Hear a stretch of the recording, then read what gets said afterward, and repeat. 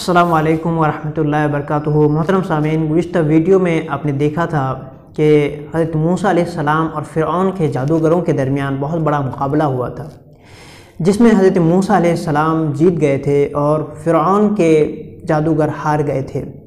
اور اس کے بعد پھر فرعون نے حضرت موسیٰ علیہ السلام پر جو جادوگر ایمان لے آئے تھے انہوں نے دھمکی دی تھی کہ ہم تمہارے ہاتھ اور پیر کاٹ دیں گے۔ حضرت موسیٰ علیہ السلام اس مقابلے کے بعد کافی دن تک مصر میں رہے اور آپ نے حقانیت ثابت کرنے کی کوشش کی، لوگوں کو دلیلیں دیتے رہے۔ تو اللہ رب العزت نے ان پر کیسے کیسے عذاب نازل کیا، آج ہم اسے سمجھنے کی کوشش کریں گے۔ اللہ رب العزت قرآن کریم کے سورہ اعراف رکوع نمبر 16 میں ارشاد فرماتا ہے وَلَقَدْ أَخَذْنَا آلَ فِرْعَوْنَ بِالسِّنِينَ وَنَقْصٍ مِّنَ الثَّمَرَاتِ، اور ہم نے آل فرعون کو کئی قحط سالیوں اور پھلوں کی کمی میں مبتلا کر دیا۔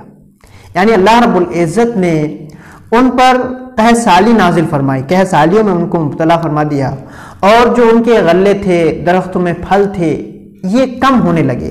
اس کی وجہ کیا تھی؟ رب فرماتا ہے لعلہم یذکرون، تاکہ وہ نصیحت حاصل کریں، تاکہ وہ سدھر جائیں، حضرت موسیٰ علیہ السلام پر وہ ایمان لے آئیں۔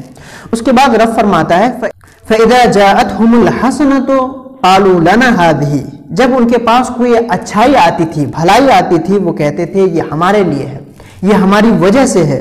وَإِن تُصِبْهُمْ سَيِّئَةٌ، اور جب ان کو کوئی برائی پہنچتی تھی، کوئی تکلیف پہنچتی تھی، تو اس کی وجہ کیا کہتے تھے؟ یَطَّیَّرُ بِمُوسَىٰ وَمَن مَّعَهُ، تو اس کو حضرت موسیٰ اور ان کے ماننے والوں کی طرف منسوب کرتے تھے اور کہتے تھے کہ یہ ان کی نحوست ہے، ہم پر جو تکلیف ہو رہی ہے، ہم پر جو عذاب آ رہا ہے، وہ حضرت موسیٰ علیہ السلام کی وجہ سے ہے۔ رب فرماتا ہے الا انما طائرهم عند اللہ، یاد رکھو بے شک ان کی نحوست، ان کی بدگمانی اللہ رب العزت کے پاس، اللہ رب العزت کے نزدیک ثابت ہے۔ یعنی ان کو جو عذاب آ رہا ہے وہ کیوں؟ یہ ان کی خود کی وجہ سے، ان کے کفر کی وجہ سے ہے، ان کے تکبر کی وجہ سے ہے۔ وَلَكِنَّ أَكْثَرَهُمْ لَا يَعْلَمُونَ، لیکن ان میں سے اکثر لوگ یہ جانتے ہی نہیں ہیں کہ ان پر عذاب کیوں آ رہا ہے۔ رب فرماتا ہے وَقَالُوا مَهْمَا تَأْتِنَا بِهِ مِنْ آيَةٍ لِتَسْحَرَنَا بِهَا، اور وہ کہتے ہیں کہ جب تم ہمارے پاس کوئی نشانی لے کر آؤ گے تاکہ آپ ہمیں جادو میں مبتلا کر دیں، تاکہ آپ ہمیں جادو سے اس پر ایمان لانے کے لیے مجبور کریں، وہ کہتے تھے فما نحن لک بمؤمنین، پھر بھی ہم آپ پر ایمان لانے والے نہیں تھے۔ فرعون حضرت موسیٰ علیہ السلام سے کہتے تھے کہ جب آپ کوئی نشانی لے آئیں گے، کوئی دلیل لے آئیں گے تاکہ ہم آپ کی بات کو مان لیں، ہم آپ کے دین کو اختیار کر لیں، ایسا نہیں ہو سکتا، ہم آپ پر ایمان نہیں لائیں گے۔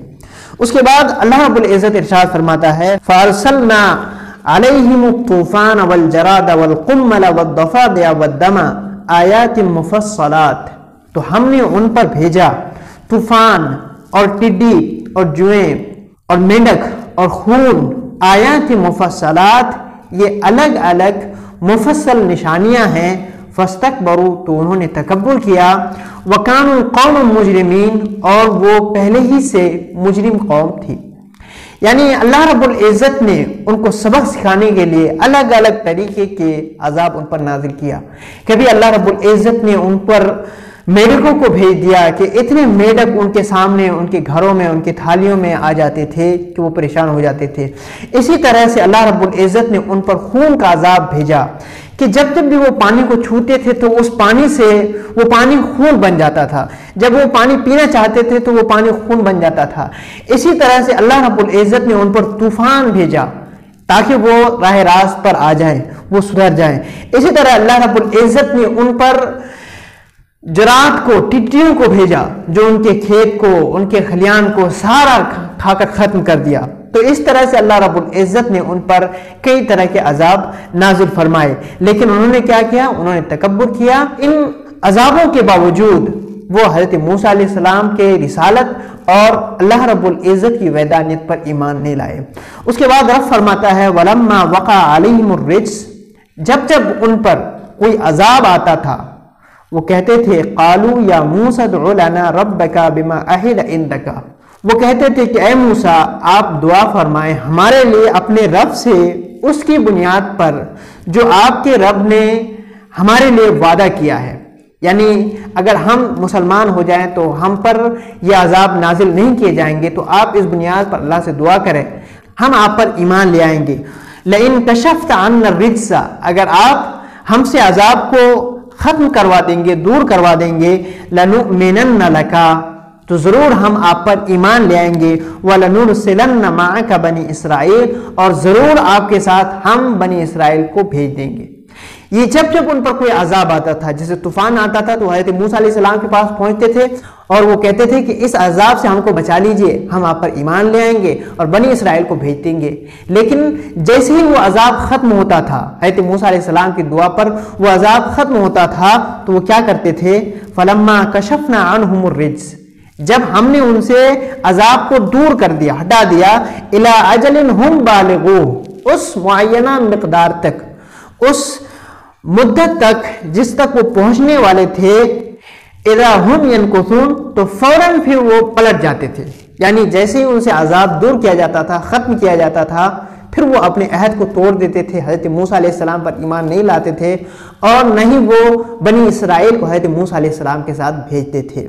پھر کیا ہوا؟ اللہ رب العزت ارشاد فرماتا ہے فَانْتَقَمْنَا مِنْهُمْ فَأَغْرَقْنَاهُمْ فِي الْيَمِّ، تو ہم نے ان سے بدلہ لیا.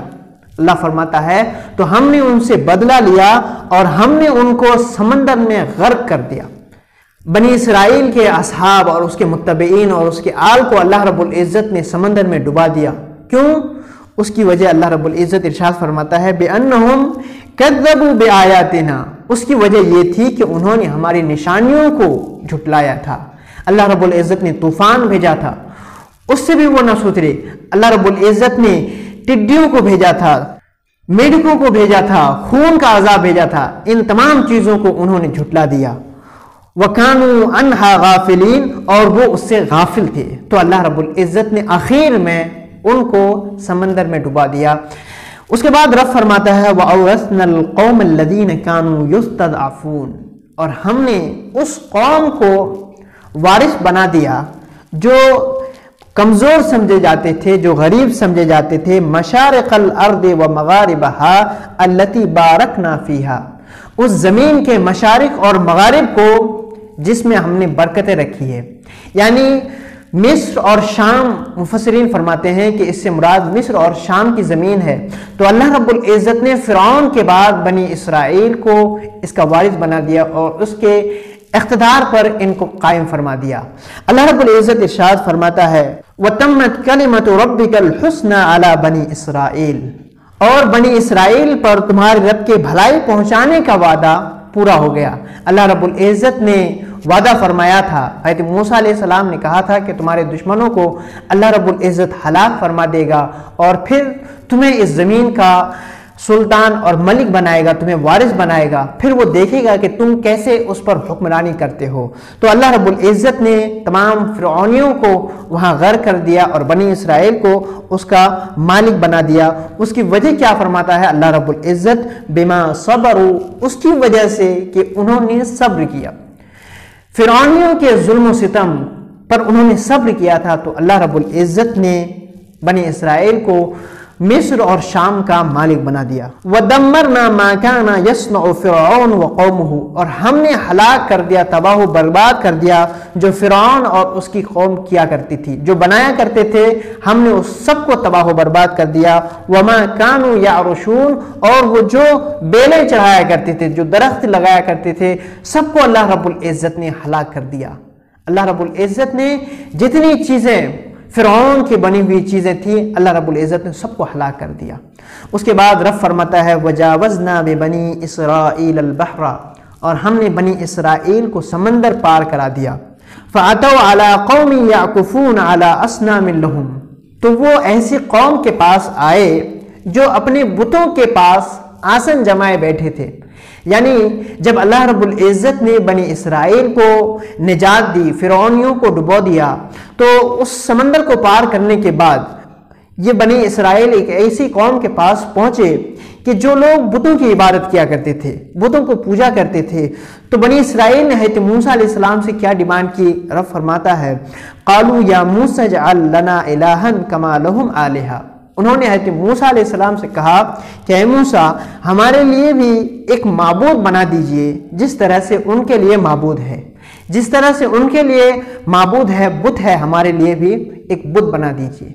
ان کی ذہنیت غلامی کی بن گئی تھی۔ حضرت موسیٰ علیہ السلام ان کو تبلیغ کیا کرتے تھے، بہت مرتبہ تبلیغ کیا کرتے تھے، چونکہ یہ غلام تھے، غلامی سے چھوٹے تھے، تو اسی وجہ سے انہوں نے حضرت موسیٰ علیہ السلام سے ایک بت بنانے کی ڈیمانڈ کی تھی۔ تو حضرت موسیٰ علیہ السلام نے جواب دیا تھا، قال انکم قوم تجہلون، بے شک تم ایسی قوم ہو جو جہالت والی باتیں کرتے ہو، یعنی تم جہالت کی باتیں کرتے ہو کہ جس اللہ نے تمہیں نجات دی ہے اس کو چھوڑ کر تم بت بنانے کی ڈیمانڈ کرتے ہو، وہ مانگ کرتے ہو۔ ان ہؤلاء متبر ما هم فیہ، بے شک یہ لوگ جو بتوں کی پوجا کرتے ہیں اس کی وجہ سے وہ ہلاک ہونے والے ہیں، تباہ و برباد ہونے والے ہیں جس کام میں وہ ہیں، یعنی بت کی پوجا کی وجہ سے وہ ہلاک ہونے والے ہیں، تباہ و برباد ہونے والے ہیں۔ وَبَاطِلٌ مَا كَانُوا يَعْمَلُونَ، اور باطل ہے، سراسر غلط ہے جو وہ کام کرتے ہیں، یعنی بتوں کی جو پوجا کرتے ہیں یہ سراسر غلط ہے، حضرت موسیٰ علیہ السلام نے فرمایا۔ اس کے بعد حضرت موسیٰ علیہ السلام فرماتے ہیں، قَالَ أَغَيْرَ اللَّهِ أَبْغِيكُمْ إِلَٰهًا، موسیٰ علیہ السلام نے فرمایا کیا میں اللہ کے علاوہ، اللہ کے سوا تمہارے لیے کسی اور معبود کو تلاش کروں؟ وَهُوَ فَضَّلَكُمْ عَلَى الْعَالَمِينَ، حالانکہ اللہ رب العزت نے تمہیں جہان والوں پر فضیلت دی ہے۔ بنی اسرائیل اس زمانے کے تمام لوگوں میں سب سے افضل تھے، لیکن اس زمانے میں حضرت نبی کریم صلی اللہ علیہ وسلم کی آمد کے بعد اللہ رب العزت نے ہمارے نبی اور امت محمدیہ کو تمام جہانوں پر فضیلت دی ہے۔ اس کے بعد اللہ رب العزت ارشاد فرماتا ہے وَإِذْ أَنْجَيْنَاكُمْ مِنْ آلِ فِرْعَوْنَ، اور اے بنی اسرائیل یاد کرو کہ جب ہم نے تمہیں نجات دی آل فرعون سے، فرعون کے متبعین سے، یسومونکم سوء العذاب، جو تمہیں بری طرح سے عذاب دیا کرتے تھے، وہ تم کو برا عذاب چکھایا کرتے تھے، یقتلون ابناءکم، جو تمہارے بیٹوں کو ذبح کیا کرتے تھے، ویستحیون نساءکم، اور تمہاری بیٹیوں کو، تمہاری عورتوں کو زندہ رکھتے تھے۔ یاد کرو ان دنوں کو، آج تم بت بنانے کی ڈیمانڈ کرتے ہو، تو یہ کتنی احمقانہ اور جاہلانہ بات ہے۔ تم کو اللہ رب العزت نے ان سے فرعونیوں سے نجات دی ہے، تو تمہیں اس اللہ کی عبادت کرنی چاہیے جس نے تمہیں جہان والوں پر فضیلت دی ہے، جس نے تمہیں فرعون کے ظلم و ستم سے تمہیں آزاد کرایا ہے۔ اس کے بعد اللہ رب العزت ارشاد فرماتا ہے وَفِي ذَلِكُمْ بَلَاءٌ مِّن رَبِّكُمْ عَظِيمٌ، اور اس میں تمہارے رب کی جانب سے بہت بڑی آزمائش تھی، تمہارے لیے آزمائش تھی کہ تم فرعون کے ظلم و ستم سہتے تھے۔ اللہ رب العزت ہمیں قرآن کریم کو سمجھنے کی توفیق عطا فرمائے اور اس پر عمل کرنے کی توفیق عطا فرمائے، اور جہان بھر کے مسلمانوں کی جان و مال کی حفاظت فرمائے، آمین۔ اگر آپ ہمارے چینل برکات قرآن پر نئے ہیں تو چینل کو ضرور سبسکرائب کریں اور اسے لائک اور شیئر بھی کریں تاکہ دوسرے لوگ بھی اس سے فائدہ اٹھا سکیں۔ وآخر دعوانا الحمدللہ رب العالمین۔